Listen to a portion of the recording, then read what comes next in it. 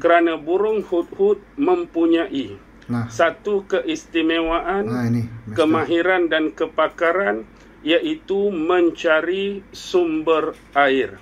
Dapat mengesan sumber air yang berada di bawah permukaan bumi. Yang mana dikatakan, aku baru tahu kalau burung hudhud itu bisa mengesan sumber air di bawah permukaan bumi, guys.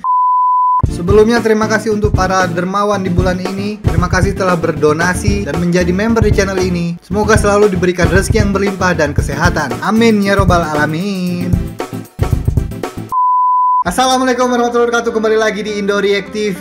Oke teman-teman semua, apa kabar? Semoga sehat-sehat selalu ya. Dan hari ini kita masih lanjut lagi. Kita mau lihat ceramah Ustadz dari Malaysia yang best ini guys ya. Jadi ini salah satu Ustadz favorit aku juga. Sering banget aku reaction ya, Ustadz Auni Muhammad, yang sering kali berceramah atau membagikan kuliahnya itu dengan tema-tema konspirasi. Tapi hari ini kita nggak lihat konspirasi ya guys ya. Kita lihat yang ringan-ringan aja. Sejarah-sejarah aja. Sejarah keislaman, sejarah kenabian, sejarah ya yang ada di Al-Quran lah ya guys ya. Jadi ini ada salah satu ceramahnya di channelnya beliau.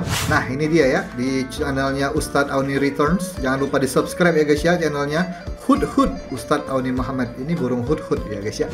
Nah burung ini tuh burung misteri ya. Burung hudhud ini misteri banget, misterius banget gitu. Ada yang bilang masih ada burung hudhud itu sampai sekarang dan kecil-kecil katanya. Ada, aku pernah juga tengok di Google gitu ya guys ya. Aku searching burung hudhud gitu, banyak beritanya. Ada yang bilang spesies ini burung hudhud, ada yang bilang seperti ini burung hudhud, dan juga banyak mukjizatnya atau karomahnya gitu kan burung hudhud ini yang nggak dipunyai oleh burung-burung lain gitu. Nah kalau zaman sekarang kayaknya sudah nggak ada lagi burung hudhud ini guys. Atau mungkin kalian ada yang percaya kalau burung ini masih ada guys. Komentar di bawah nanti guys ya, kalau kalian masih ada yang percaya dan burung hudhud ini sejenis burung apa gitu kan. Tapi sebelum kalian komen, kita tengok dulu deh ya ceramah Ustadz Auni Muhammad yang satu ini. Yuk. Indo React. Alhamdulillah, syukur kehadrat Allah Subhanahu wa ta'ala kerana dengan limpah kurnia, rahmat, kasih sayang dan inayah daripada Allah Subhanahu wa ta'ala, pada malam ini kita sekali lagi bersiaran untuk edisi yang keseterusnya.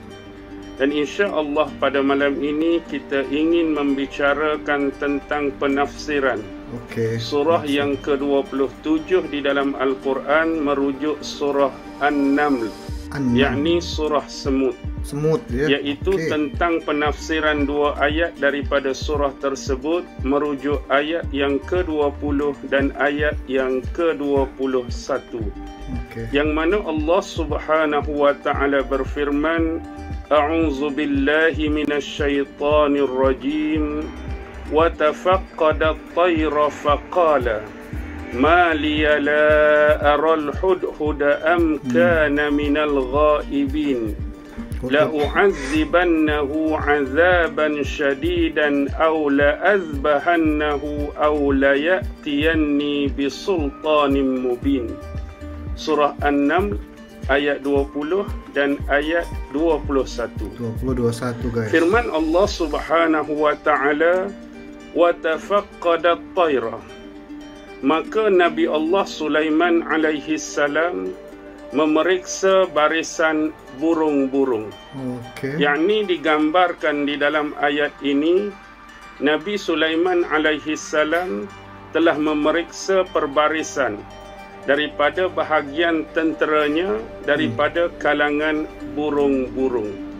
Yang mana kita mengetahui bahawa antara tentera-tentera yang dikuasai oleh Nabi Allah Sulaiman alaihi salam terdiri daripada tentera di bahagian darat, iaitu merujuk daripada kalangan manusia, dan ada di kalangan jin. Manakala tentera Nabi Sulaiman alaihi salam di bahagian udara adalah terdiri daripada pelbagai jenis dan spesies burung-burung. Kalau di laut ikan. Jadi Nabi Allah Sulaiman alaihi salam memeriksa barisan burung ini kerana untuk mencari burung hudhud.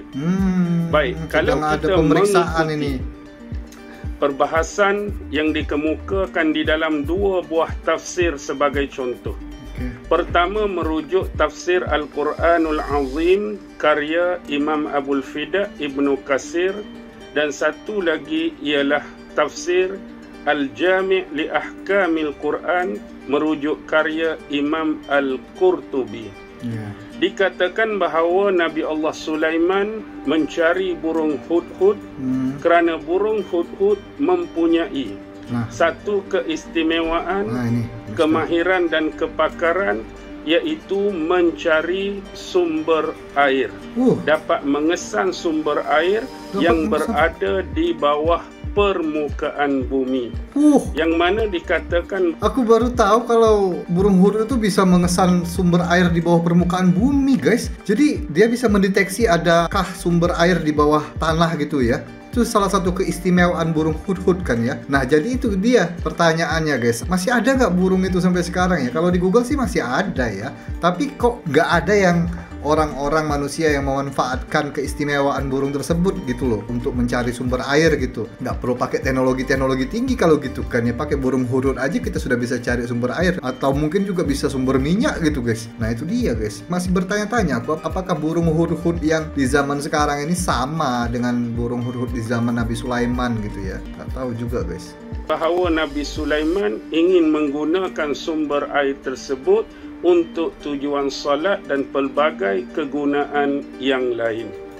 Manakala kalau kita merujuk kepada dua tafsir lain sebagai contoh, iaitu tafsir Imam Al-Baghawi Ma'alim At-Tanzil mengatakan bahawa Nabi Allah Sulaiman alaihi salam dia mencari keberadaan burung hudhud ini kerana dikatakan bahawa bila mana pasukan tentera Nabi Sulaiman ini berhenti ataupun beristirahat di mana-mana tempat sepanjang perjalanan, maka tentera-tentera daripada kalangan burung ini akan menaungi mereka, akan meneduhkan mereka. Tetapi ada satu lubang, ada satu lohong yang mana menyebabkan daripada lubang dan lohong tersebut masuknya pancaran sinaran matahari yang mengenai Nabi Allah Sulaiman. Jadi bila melihat kepada lubang dan lohong tersebut, tahulah bahawa tempat tersebut sepatutnya diisi oleh burung hudhud. Tetapi burung hudhud tiada pada posisi dan kedudukannya pada ketika itu. Bahkan lanjutan daripada apa yang dikemukakan oleh Imam Al-Baghawi dalam tafsirnya, kita boleh rujuk satu lagi tafsir, iaitu tafsir Ruhul Ma'ani karya Imam Al-Alusi, yang menyebutkan bahawa kanal hudhuda yasturu makanahul aiman, bahawa burung hudhud itu dia yasturu, menutupi, menaungi, melindungi makanahul aiman, iaitu kedudukan tempat Nabi Sulaiman daripada sebelah kanan. Jadi di sini memaknakan kepada kita yang mana Nabi Allah Sulaiman memeriksa perbarisan burung-burung ini berkesinambungan daripada dua hal. Pertama, semata-mata mencari burung hudhud untuk mengesan sumber ataupun punca air. Yang kedua, kerana adanya lubang dan lohong yang terkena pancaran matahari kepada Nabi Allah Sulaiman, sehingga dia mengetahui ketidakberadaan hudhud pada ketika itu dalam posisi dan kedudukannya. Seterusnya, mari kita meneliti apa yang disebutkan dan diperkatakan oleh Nabi Allah Sulaiman alaihi salam.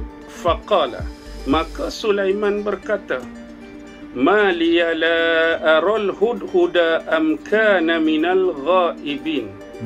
Mengapakah aku tidak melihat burung hudhud? Am kana minal ghaibin, atau dia termasuk di kalangan yang tidak menghadirkan diri. Maksudnya pada waktu itu Nabi Allah Sulaiman dapat melihat ketidakhadiran burung hudhud dalam pasukan barisan burung-burung tersebut. Lalu dia bertanyakan, mengapa aku tidak melihat burung hudhud sekarang? di mana kedudukan dia sekarang, di mana lokasi dia sekarang yang menyebabkan ketidakhadirannya. Baik, bila kita berbicara mengenai burung hudhud, di dalam tafsir Ibnu Katsir, dua orang imam besar, iaitu merujuk kepada Mujahid. Yang kita kenali Mujahid ini adalah antara murid Sayyidina Abdullah ibnu Abbas, atau lebih dikenali Ibnu Abbas, sepupu kepada Rasulullah sallallahu alaihi wasallam. Dan seorang lagi ialah tabi'in yang terkenal dan terkemuka, iaitu Sa'id bin Jubair. Jadi Mujahid dan Sa'id bin Jubair dan selain daripada keduanya telah meriwayatkan daripada Abdullah ibnu Abbas dan lain-lain bahawa burung hudhud mempunyai keistimewaan. Ini dia. Burung hudhud mempunyai kepakaran. Apakah keistimewaan dan kepakaran yang dipunyai oleh burung hudhud? Diceritakan di dalam tafsir Ibnu Katsir, keistimewaan tersebut ialah burung hudhud dapat mengesan dan mencari sumber air yang berada di bawah permukaan bumi, atau kita sebutkan di bawah permukaan tanah. Yang mana sememangnya burung hudhud ditugaskan secara khusus oleh Nabi Sulaiman alaihi salam untuk tujuan tersebut, mencari dan mengesan sumber air ketika berada di padang pasir ataupun Sahara. Di padang pasir aja masih bisa cari burung hudhud sumber air di bawah padang pasir, guys. Bayangkan aja, di bawah tanah aja susah nyari sumber air, apalagi di bawah padang pasir gitu. Tapi burung hudhud bisa, guys. Itu salah satu keistimewaannya ya, guys ya. Itulah aku masih bingung kenapa orang nggak memanfaatkan burung hudhud gitu ya. Kalau seandainya memang burung hudhud di zaman sekarang itu yang ada di Google ya, itu memang benar-benar burung hudhud yang di zaman Nabi Sulaiman gitu. Kan lebih baik jadinya kalau kita pakai burung hudhud gitu ya. Istimewa banget burung hudhud ini. Secara alami, kita sebut dalam bahasa Inggris secara natural ataupun semula jadi, keistimewaan burung hudhud ini ialah dia dapat melihat sesuatu yang berada di bawah permukaan tanah. Terutama mencari sumber-sumber dan punca-punca air.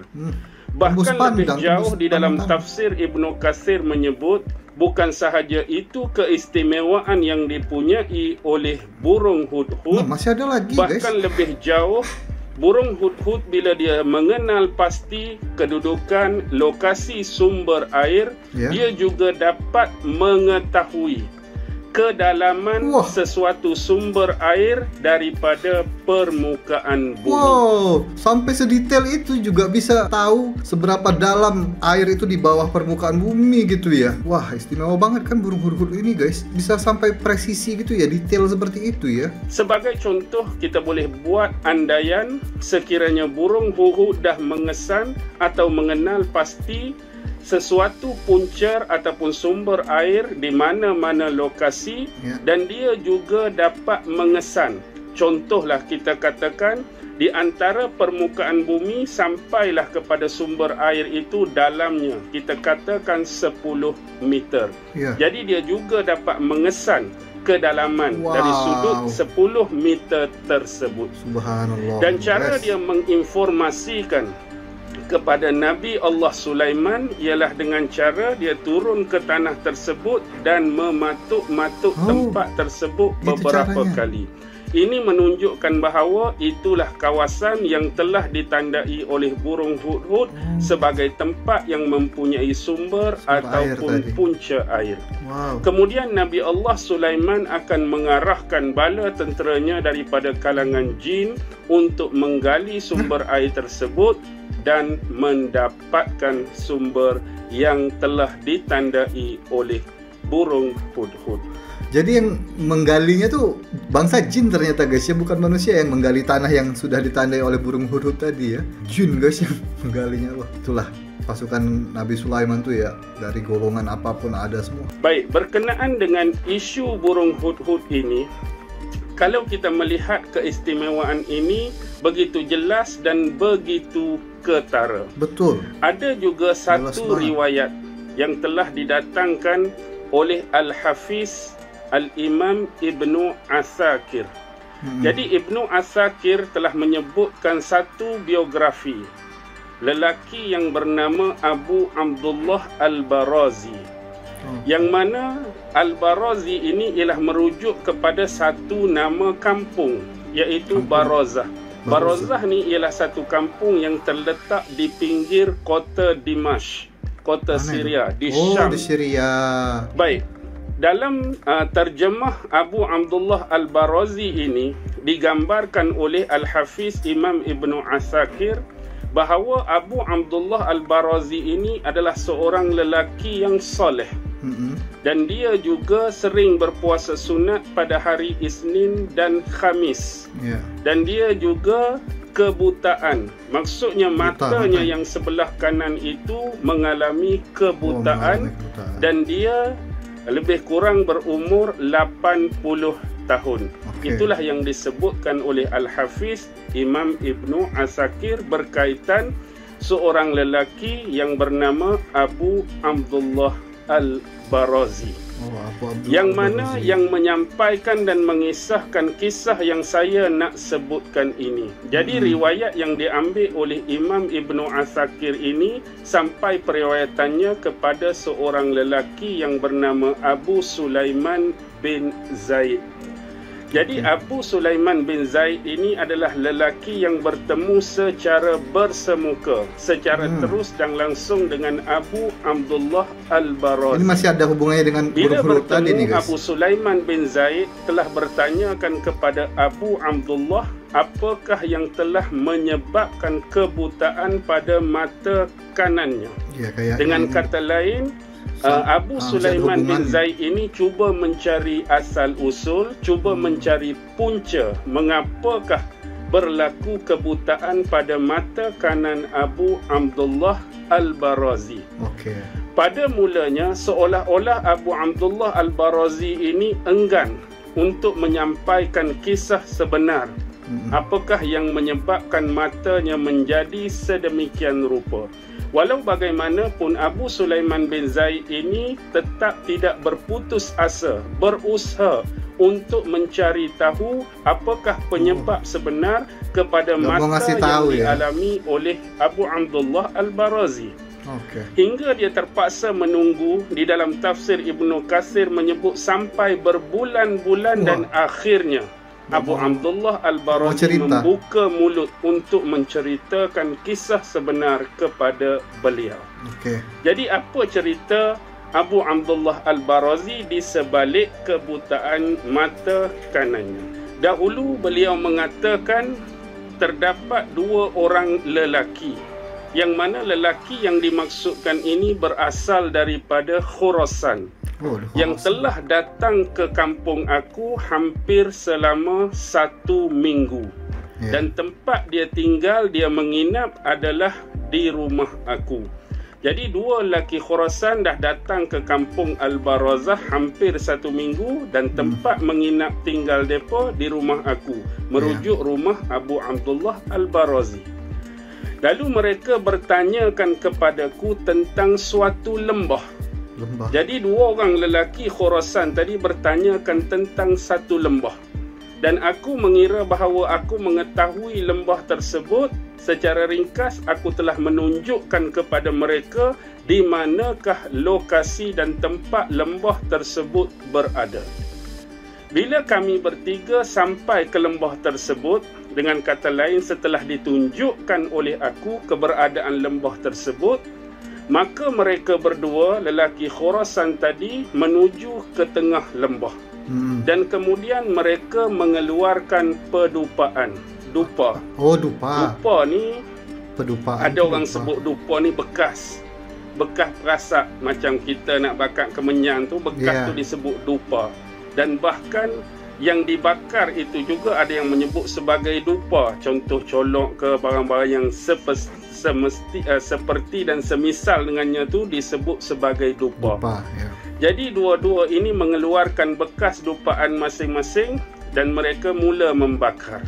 Jadi asap daripada bakaran dupaan mereka tu hampir memenuhi keseluruhan lembah pada waktu tersebut. Dan tiba-tiba terjadi sesuatu perkara yang pelik dan aneh, iaitu tidak berapa lama kemudian daripada segenap penjuru lembah tersebut telah keluar banyaknya ular-ular.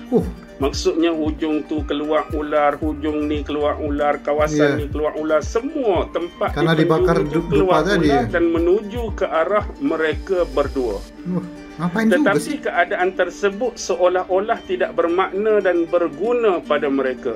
Seolah-olah mereka tak mengindahkan langsung kemunculan dan kehadiran ular daripada segenap penjuru yang menuju kepada mereka. Dan kemudian tiba-tiba keluarlah seekor ular yang agak besar. Dalam tafsir Ibnu Katsir menyebut sebesar lengan. Dan ular ini matanya bersinar, matanya berkilau seperti mata wang dinar. Dan kita tahu dinar ini adalah hasil daripada emas. Seolah-olah nak menggambarkan bersinarnya, berkilaunya mata ular yang sebesar lengan tu seumpama dengan mata wang dinar. Lalu mereka memusnahkan, menghapuskan asap dupaan mereka dan menangkap ular yang sebesar lengan tadi. Lalu mereka mengeluarkan seolah-olah gambaran seperti jarum, tapi saya kira dia adalah satu benda yang tajam seperti alat untuk kita memakai celak mata. Baik, bila mereka mengeluarkan alat seperti celak mata tersebut, mereka menusukkan alat tersebut kepada mata ular yang baru mereka tangkap.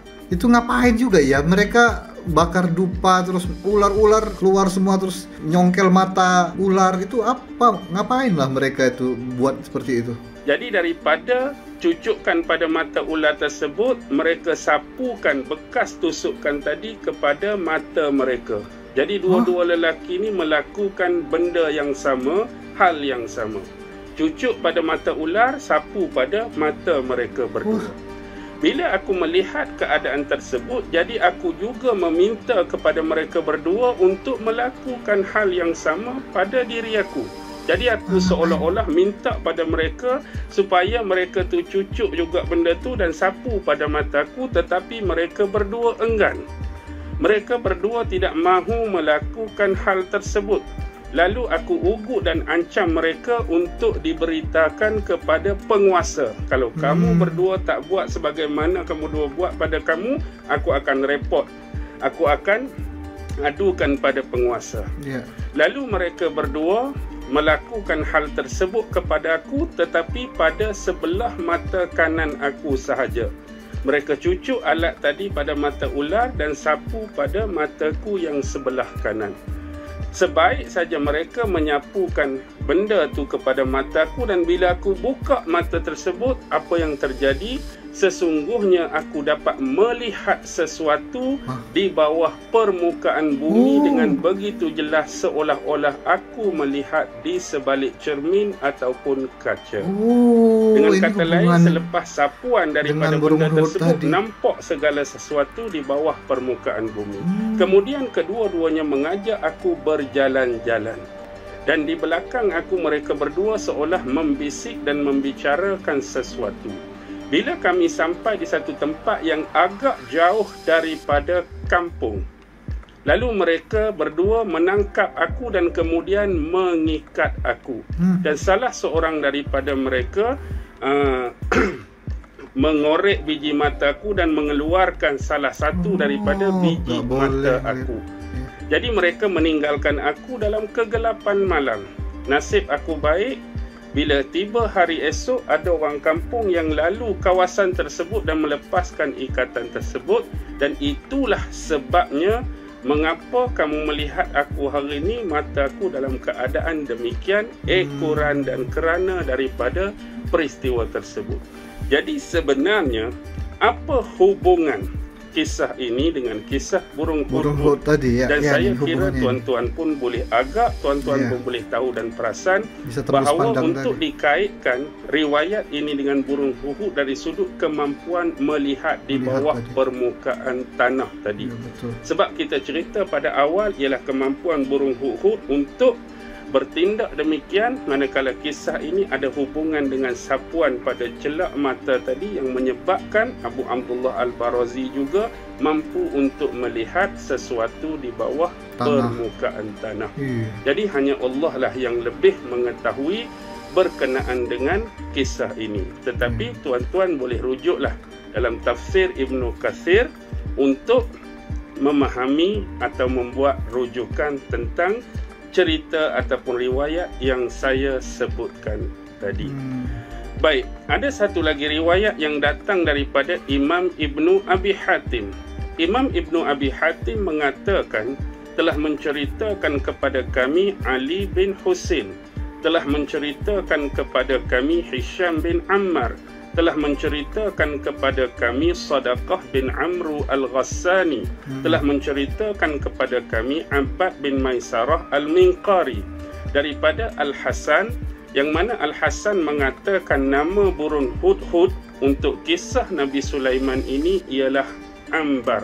Ambar? Nun ba ra. Ambar. Itulah nama burung bagi hudhud dalam kisah Sulaiman. Riwayat sebagaimana yang saya sebutkan tadi daripada Imam Ibnu Abi Hatim. Baik, berkenaan dengan ayat yang kedua sebagai contoh, la u'azzibannahu 'azaban syadida. Dan ini adalah perkataan Nabi Sulaiman, sesungguhnya aku sungguh-sungguh benar-benar akan mengazabnya, yakni mengazab burung hudhud disebabkan ketidakhadirannya, azaban syadidan, dengan azab yang keras. Au la azbahannahu, ataupun aku akan menyembelihnya. Sembelih burung hudhud. Apakah yang dimaksudkan dengan makna aku sungguh-sungguh atau benar-benar akan mengazabnya dengan azab yang keras? Dalam tafsir Ibnu Katsir ada 3 pandangan. Yang pertama ialah daripada Imam Al-A'mashi, daripada Al-Minhal bin Amru, daripada Sa'id, daripada Ibnu Abbas, yang mengatakan yang dimaksudkan dengan aku benar-benar akan mengazabnya dengan azab yang keras, bahawa Nabi Sulaiman akan mencabut keseluruhan bulu burung hudhud itu. Jadi azab yang keras di sini bermaksud mencabut semua bulu yang terdapat pada burung hudhud. Itulah yang dimaksudkan dengan azab yang keras.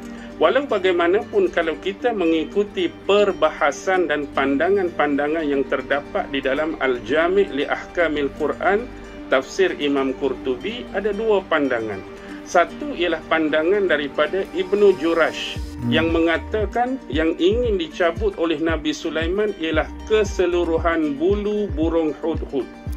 Ini pandangan daripada Ibnu Jurash, keseluruhan bulu. Manakala ada satu lagi pandangan daripada Yazid yang mengatakan bahawa yang ingin dicabut oleh Nabi Sulaiman ialah bulu yang terdapat pada sayap atau kepaknya sahaja. Itulah perbezaan pandangan dan pendapat berkaitan dengan mencabut bulu pada anggota badan burung hudhud. Manakala pandangan yang kedua datang daripada Abdullah ibnu Shaddad.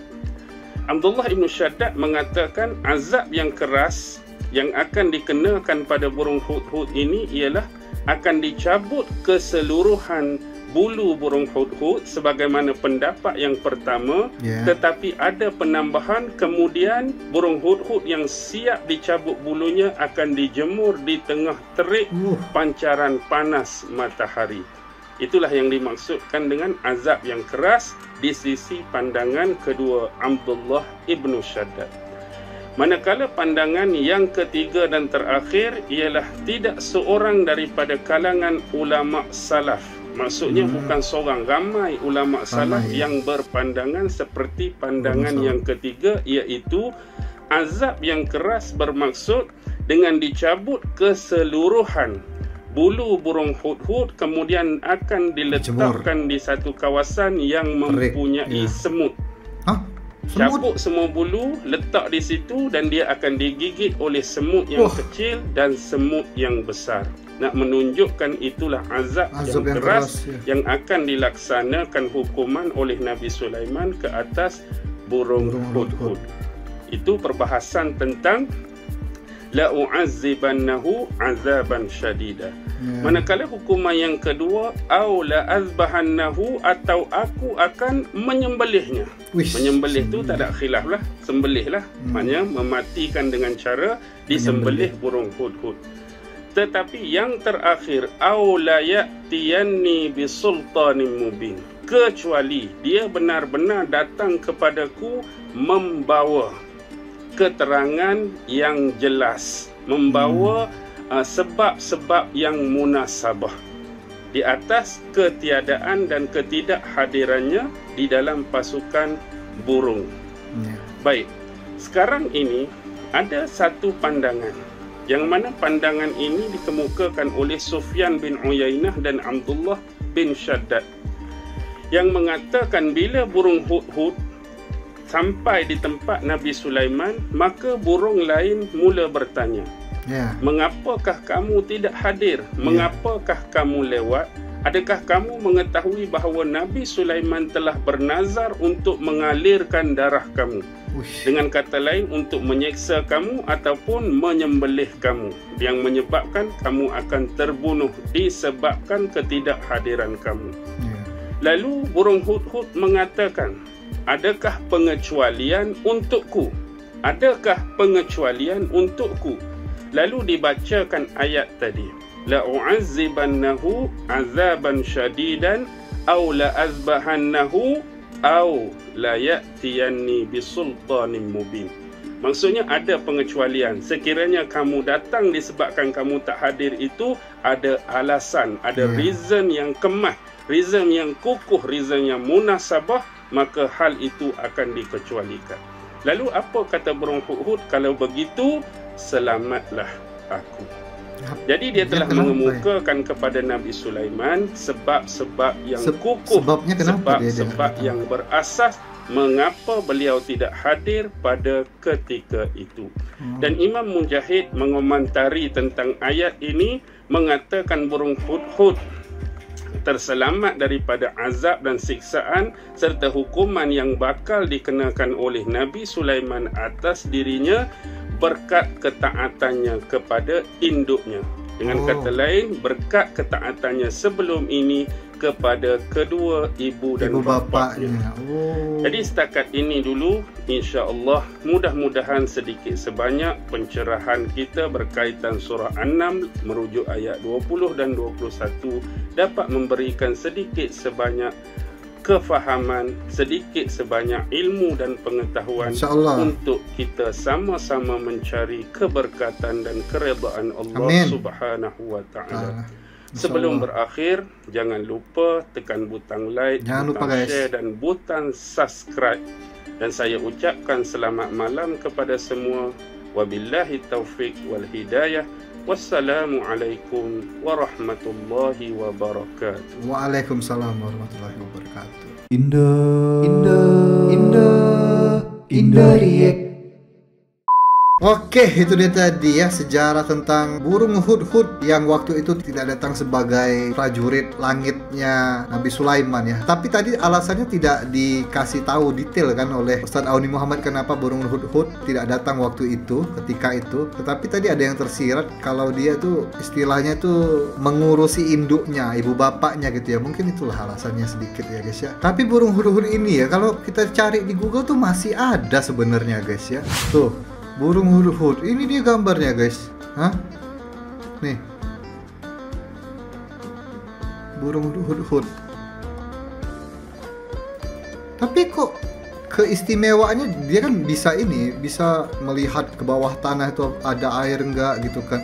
Tapi kok nggak banyak berita tentang itu. Apakah dia bisa, maksudnya tuh nggak ada orang yang membuatnya menjadi alat gitu untuk mencari air gitu, untuk mencari apa gitu di bawah tanah gitu. Dan kalau memang ini masih ada, aku juga nggak tahu ini betul apa enggak gitu kan ya. Kita lihat artikelnya sedikit.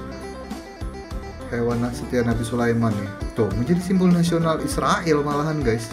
Kayaknya benar, kayaknya nggak tahu ini hoax atau mungkin kebanyakan dari kamu belum tahu bagaimana rupa burung hudhud. Kendati demikian, kamu pasti sudah sering mendengar spesies ya burung hudhud dan merupakan hewan kecerdikan yang dikenal akibat kecerdikan dan kesetiaannya pada Nabi Sulaiman di masa pemerintahannya. Nah, burung hudhud ini masih hidup sampai sekarang. Masih hidup guys, burung hudhud guys. Aku kira sudah punah, ternyata masih hidup guys. Nggak tahu betul atau enggak itu ya. Tetapi kalau di Google ada gambarnya seperti itu, berarti betul guys. Cuma yang aku herannya begini guys, kenapa nggak banyak orang yang memanfaatkan keistimewaan burung hudhud tadi, yang seperti yang dijelaskan oleh Ustadz tadi kan, burung hudhud bisa menembus tanah gitu, melihat di bawah itu ada air apa enggak gitu kan ya. Dan itu kan suatu benefit, maksudnya itu suatu manfaat yang baik untuk manusia gitu kan, nggak perlu banyak sistem-sistem peralatan-peralatan canggih lagi, cukup pakai burung hudhud kita sudah bisa menemukan sumber air gitu kan ya. Nah, kenapa banyak orang yang tidak seperti itu ya, memanfaatkan burung hudhud sedemikian rupa? Kalau memang benar burung hudhud ini masih hidup ya sampai sekarang, belum punah gitu. Tapi ya nggak tahu, mungkin kalian ada yang setuju atau enggak burung hudhud ini benar-benar itu tadi, artikel itu tadi yang di Google itu burung hudhud betulan atau bukan gitu kan ya. Komentar di bawah ya guys ya. Tapi ini menarik banget, ini banyak ilmu yang bisa kita serap lah ya. Video yang satu ini kisahnya nggak cuma memberikan cerita sejarah tentang burung hudhud, tetapi banyak manfaatnya juga dari Ustadz Auni Muhammad ini ya. Oke, nanti kita tengok lagi ya ceramah-ceramah yang best dari Ustadz Malaysia, dan semoga video ini bermanfaat juga untuk kalian. Jangan lupa subscribe channelnya Ustadz Auni Muhammad, dan jangan lupa juga kita sama-sama share video ini ke sosial media kalian supaya kita juga sama-sama mendapatkan pahala dari video ini guys ya. Dan terima kasih yang sudah menonton, terima kasih juga untuk teman-teman yang sudah menjadi member VIP channel ini. Assalamualaikum warahmatullahi wabarakatuh. Bye bye. Sayonara, sayonara, sampai berjumpa lagi.